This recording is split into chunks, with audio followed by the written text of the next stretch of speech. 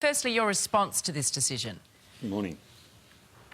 Well, it's a welcome decision. I think, though, what we've seen here is the need for national laws. There are concerns that the federal police could still intervene in the a.c.t. So what we need is a national approach. Every state should take the issue of cannabis out of the hands of criminals. It should be treated as a health issue right across Australia.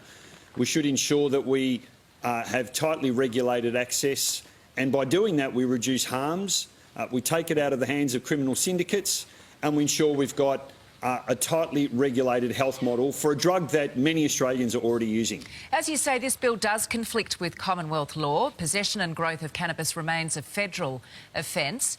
Where does this leave police and law enforcement in the a.c.t?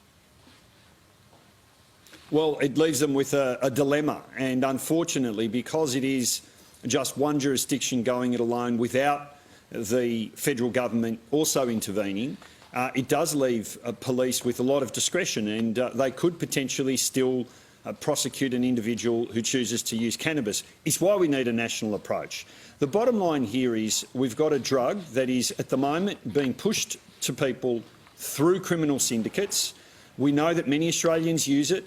We know that if we have it available to people in a tightly controlled setting, if we tax and regulate it, what we do is we reduce harms. We ensure that it's done through a medical model. People are actually buying the drug from a trained health professional rather than from a criminal who's going to try and do what they can to push harder drugs on people. Having said that, the rest of the world's doing this. It's time Australia got with the program. Having said that, though, this doesn't have the backing of the AMA because of the serious physical and mental health impacts of cannabis use. Are you concerned that decriminalising cannabis could trigger or perhaps exacerbate mental health problems? Well, a couple of things. First, it's important to put the harms of cannabis in context. Cannabis is a less harmful drug than alcohol. Many legal drugs, paracetamol, for example, is fatal in overdose. Cannabis doesn't have the potential for overdose. But it has been linked to mental health, potential harms. Yeah.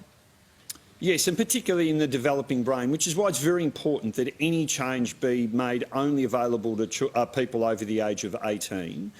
But in terms of current risk, I mean, people are already at risk. They're taking their drug. They don't know what they're getting. They're getting it from people who aren't worried about the health of individuals. They're getting it from people who are interested in making money and will be pushing harder and more dangerous drugs on people. So what this does is it accepts that people are already using the drug and it puts it within a health framework. And we know where it's been done overseas, we haven't seen an increase in harms. Indeed, we've seen a decrease in harms. We've seen people use cannabis ahead of more dangerous substances. Some people are using cannabis instead of potentially addictive and dangerous opiate-type drugs. So where this has been done overseas, we have seen a reduction in harm rather than an increase in harm. So given that, Senator, do you envisage the federal government following the a.c.t. with this?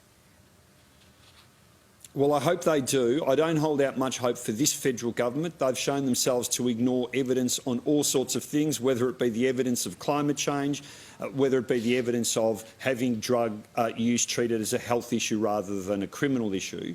But I do think that we have to keep the pressure on, and we have to make sure that at some point in the near future we have a genuine conversation about how we reduce harm from the use of all illicit drugs, but especially cannabis. And that's why the Greens will continue to advocate for an evidence-based approach to treat the use of cannabis as a health issue, not a law and order issue.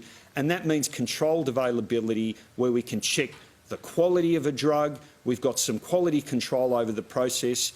The interaction is not with a criminal, but indeed it's with somebody who's been trained as a health professional, and people get access to treatment when they need it. That's not happening at the moment. All right.